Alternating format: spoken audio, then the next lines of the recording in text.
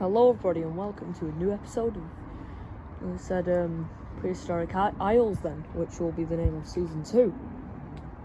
But hey ho, I mean Rebirth Island. Let's get into it. It's been raining a lot, and there's Allosaurus. Meaning a bit more diversity in the species have emerged, such as lumbering through the bushes, we see a Rausuchus, or Rausuchus, I genuinely don't know how to pronounce it.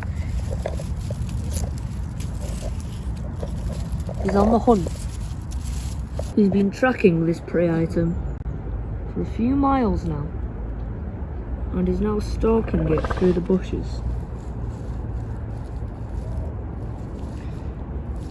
But what is this prey item exactly? A baby Ankylosaurus. Now I guarantee you're probably thinking, why is there only Ephocephalus on the island? What, is it because it's too mainstream and you're not going to show it? Of course not, no. I love mainstream prehistoric creatures, but it's the fact that they're being outcompeted. For Ephocephalus is a lot more smaller, obviously, than Ankylosaurus, or decently smaller, meaning it can survive an extended amount of time without food. The ambush was not successful, and the Ankylosaurus moves away and starts swinging its broad tail slowly as a threat. But as we think the crocodilian has walked away, turns out he hasn't. He has just moved.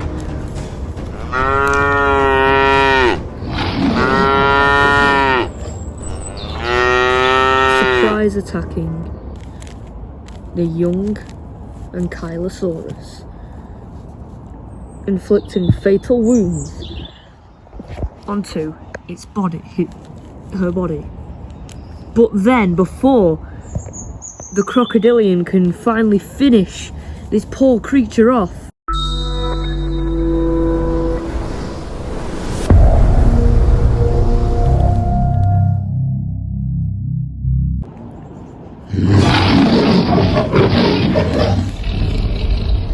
whoa, what dinosaur was that?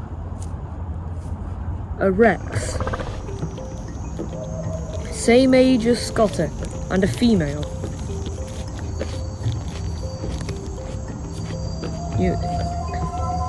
Her name is Fang. Yes, based off the, I forgot the name of it, but it's the animated series which stars a blue T-Rex with a large fang and a caveman. I forgot the name of it. She's just stolen the meal off of the poor crocodilian. But wait, a distant roar can be heard. Soon, Scotty arrives, and it appears that Scotty and Fang are mates, and they begin to feast together.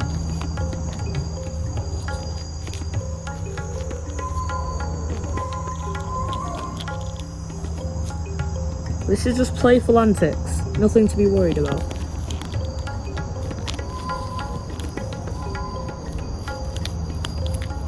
They go back to feasting together, very peacefully, before Scotty wanders off for a minute, and so does Fang.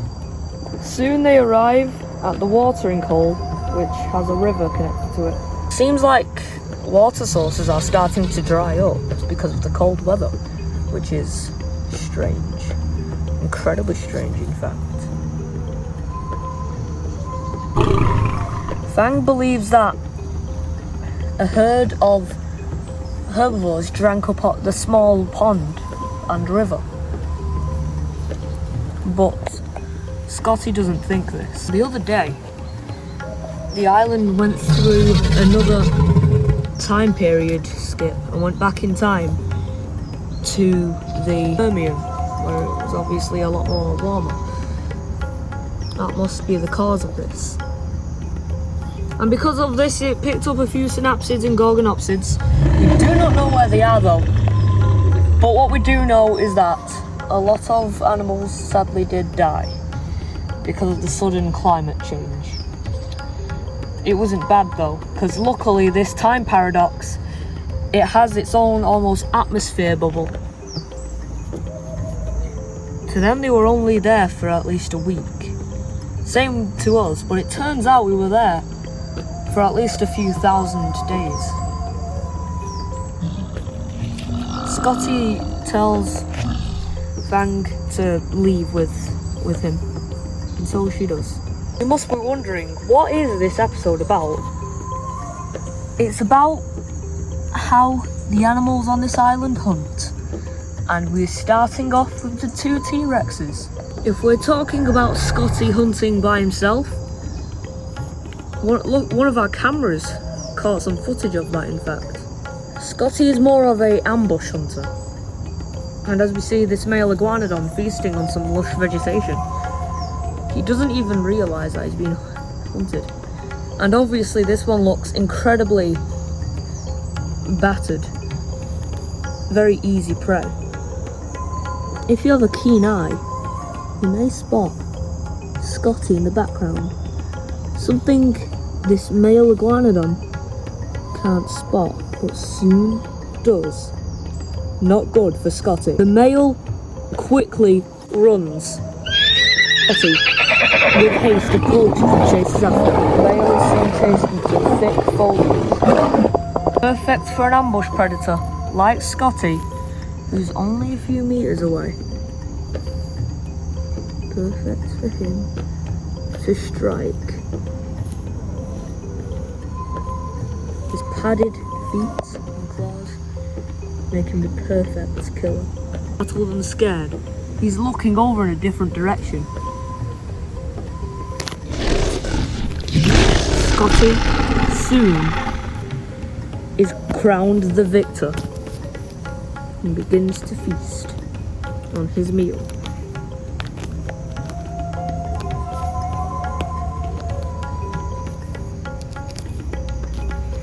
Fang is a bit more no-nonsense and decides to take easier routes, such as taking down smaller prey items such as juvenile dinosaurs. Young Parasaurolophus.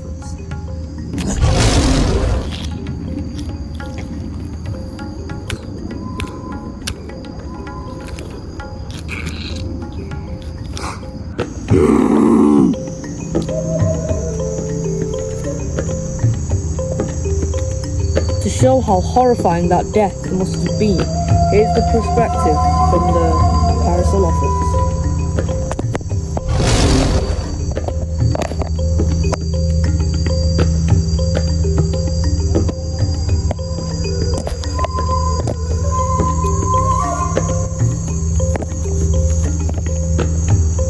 You see 2 lizards, and you must be wondering what's hunting these 2. It's the Rheosaurus. Sucus, prowling the forest for a prey item. Green one ran off, but that doesn't mean the blue one won't suffice. An easy ambush. As you know how ambushes work.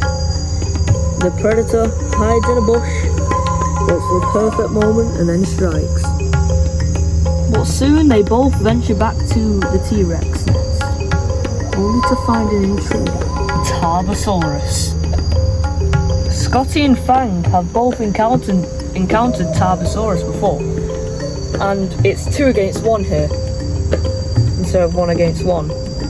It's unfair. Now, believe it or not, but dinosaurs are actually not monsters but animals, and this Tarbosaurus and these T-Rex, no, it's not worth the fight. And the Tarbosaurus walks away. Now this will show us how the Tarbosaurus hunts. Some Tarbosaurus, like this one here, that just ran away from the T-Rex nest, that's why it's so out of breath, prefers to dig up fish that have dried away. And as you know, because of the whole thing, this is a decent hunting ground for him. Day isn't his best day. For little potholes like this, perfect place to dig up fish, or even like subaquatic mammals and reptiles. It's also risky for its sink mud and its full of bacteria. He soon realises this and soon gets stuck. He tries to pull his foot out from the mud. He gets one toe out before it sinks back under. He's truly stuck. All he can do is wait until the next rains come. Or, if by some miracle, a herbivore stampede comes through and knocks him off. But until then, he is truly dead. Attracted by the desperate wailing of the Tarbosaurus, arrives Spino'sToymovies. This is a male with black stripes. It looks awfully similar to the disgusting creature that, if we didn't even manage to get all of it on camera, but if you remember from the other night, this dead corpse will remind you if you didn't watch the last episode, or well, if you watched it but kind of forgot. It was a Spino'sToymovies that caught rabies somehow, which is very concerning. And because of this, it went on a rampage. We managed to get every death on camera, but most of it was absolutely gruesome.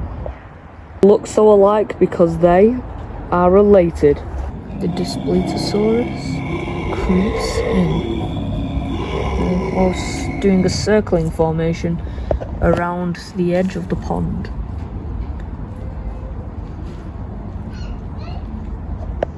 Before he can strike, the earth shakes. A towering Apatosaurus, or Brontosaurus, whatever you call it, has arrived. Spooks the male Spino'sToymovies so much it runs. Later on, we catch the same Apatosaurus with the Brachiosaurus. Now, we first thought when we arrived at the island, like the first 5 weeks we were here, that they both ended up making each other go extinct. Well, more of the the Brachiosaurus ended up making the Apatosaurus or Brontosaurus go extinct. But no, there's a few left, and by a few I mean a lot. Even the Rausuchus, I hope I'm saying that right, Rausuchus, that's how I'm going to pronounce it from now on, is amazed by these two titans. More specifically I'm going to call it Brontosaurus, so I can name it Biney after my favourite character in the show Dexter. I really do say you should go check that out. Biney is feasting on the lush vegetation. He seems to be enjoying his life. And also, if you remember what I said, I believe last episode, I genuinely couldn't tell you, about a lot of the dinosaurs starting to shrink, or the big ones being outcompeted by the smaller ones. Well, now we've discovered they're all genuinely just, if all the big ones, they're all stuck that size and struggling. The ones that are juvenile, well, were juvenile, no, are juvenile, they'll be that size forever. Well, really. So same with Fang and Rex. They're going back to, so in other words, they're going back to their paleo-accurate size.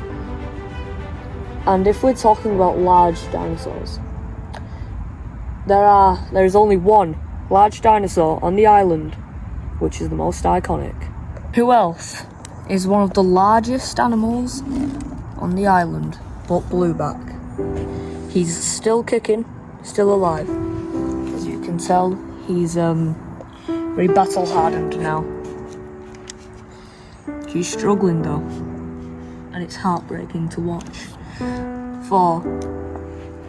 Because of his size and his weight, he can't support it any longer. He's mated, sure, and the female did lay the egg. But sadly it will stay at juvenile size. Same with Stripe too. He's really struggling, in fact. He's been staying in the water though, so he's not struggling as bad. This may be one of his last nights, his last sunset that he'll ever watch. His reign of nearly 30 years now finally comes to an end. After that truly heartbreaking scene, we move on to our final way one of our creatures hunts. The Quetzalcoatlus. This is a male. Now, if it wants to hunt something that's on land, it will dive bomb. And if you're wondering what the hell is a hippopotamus, a pygmy hippopotamus, doing all the way out here, well, it was at the pond, but obviously it dried up, and it seen the wing, kind of. He just thought it was a bird, not the brightest, really. And here's how the Quetzalcoatlus hunts. It sometimes swoops down to kind of spook it into maybe an area. Lets out a shriek, flies back, before it finally dive bombs, knocking it and pushing it over, causing it to run. Soon believes it's in the clear, in some bushes, but it really is not.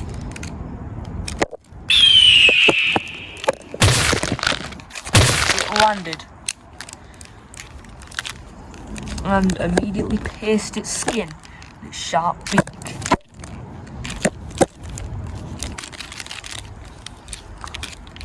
It begins to feast. You may be asking yourself, what about air-based?